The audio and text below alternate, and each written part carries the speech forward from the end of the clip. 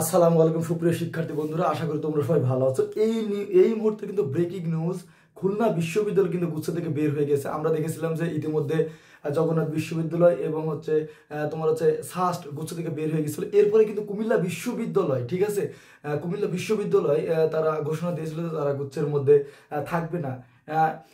The daily Bangladesh এই কিছুক্ষণ আগে কিন্তু নিউজ করেছে কিন্তু খুলনা বিশ্ববিদ্যালয় কিন্তু গুচ্ছের মধ্যে থেকে বের হয়ে গেছে, ঠিক আছে। তো তোমাদের জানাবো যে খুলনা বিশ্ববিদ্যালয় তারা যে নিউজ করেছিল আসলে সম্ভাব্য তারা ডেট কবে দিয়েছে। তার আগে তোমাদের বলি, এখনো যারা এডুকেশন উইথ সাগর বা ভাইয়ের চ্যানেলটি এখনো সাবস্ক্রাইব করোনি, সবার আগে বিশ্ববিদ্যালয় ভর্তি তথ্য পেতে আমাদের চ্যানেলটি সাবস্ক্রাইব করেই পাশে থাকো।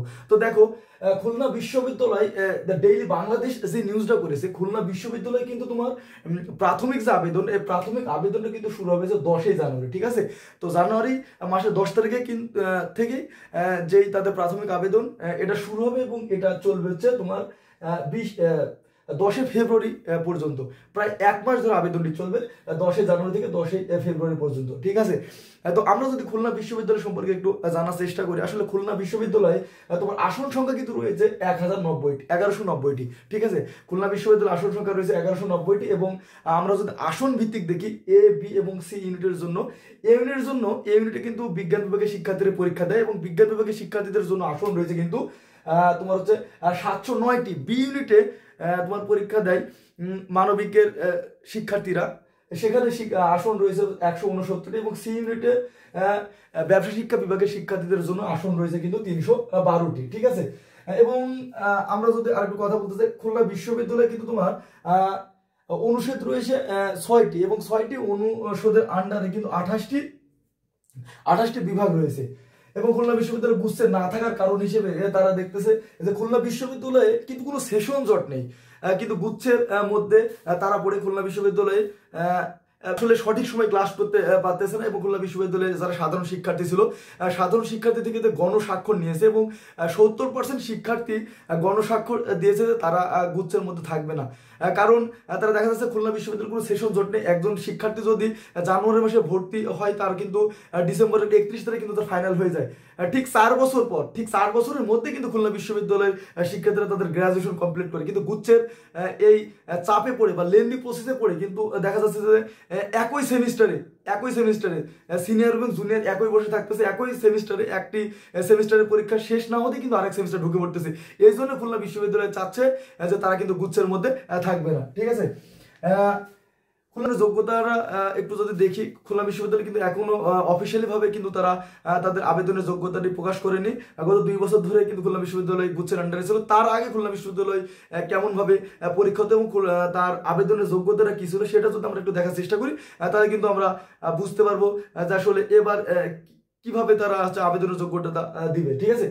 তো এ ইউনিট যেটা রয়েছে, এই ইউনিটে কিন্তু ডিসিপ্লিন রয়েছে দুইটা। একটা ডিসিপ্লিন রয়েছে বিজ্ঞান প্রকৌশল ও প্রযুক্তিবিদ্যা এবং দ্বিতীয় যে ডিসিপ্লিনটা রয়েছে সেই ডিসিপ্লিনটা রয়েছে কিন্তু জীববিজ্ঞান।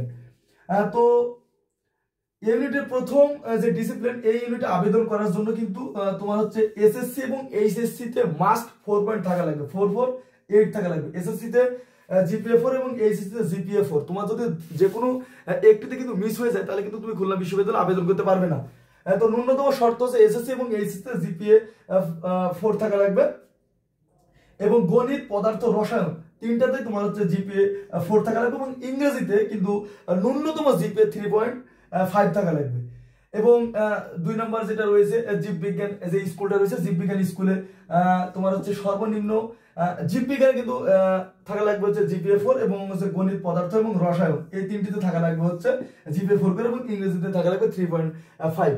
বি ইউনিট যেটা এসএসসি এবং এইচএসসি তে জিপিএ 4 করে থাকা লাগবে মাস্ট এবং ইংরেজিতে 3.5 থাকা লাগবে। এবং খুলনা বিশ্ববিদ্যালয়ের বি ইউনিটের জন্য রিকোয়ারমেন্ট হচ্ছে বিভিন্ন বিভাগে তুমি যদি বাংলা নিয়ে পড়তে চাও তোমাকে বাংলাতে 3.5 থাকা লাগবে, ইংরেজিতে পড়তে হলে 3.5 থাকা লাগবে। এবং যে আইন যে অনুষদটি রয়েছে, এই আইন অনুষদে কিন্তু তোমাকে সাবজেক্ট নিতে হলে তোমার এসএসসি এবং এইচএসসি তোমার 9 থাকা লাগবে, তোমার জিপিএ 9 থাকা লাগবে। তো বি ইউনিটে অনেকগুলো রিকোয়ারমেন্ট রয়েছে, আমরা পরের একটি ভিডিওতে দেখার চেষ্টা করব। এবং সি সি যে ব্যবসা শিক্ষার যে অনুষদটা রয়েছে সি ইউনিটে কিন্তু তোমার হচ্ছে এসএসসি এবং এইচএসসি তে মাস্ট জিপিএ লাগবে হচ্ছে তোমার 4 করে এবং ইংরেজিতে লাগবে 3.5। এই হলো খুলনা বিশ্ববিদ্যালয়ের সর্বশেষ আপডেট। নতুন যদি কোনো আপডেট আসে অবশ্যই তোমাদের জানিয়ে দেবো সবার আগে। তো সবার আগে পেতে তোমরা কিন্তু ভাই চ্যানেলটি সাবস্ক্রাইব করে রাখো। ধন্যবাদ সবাইকে, আসসালামু আলাইকুম।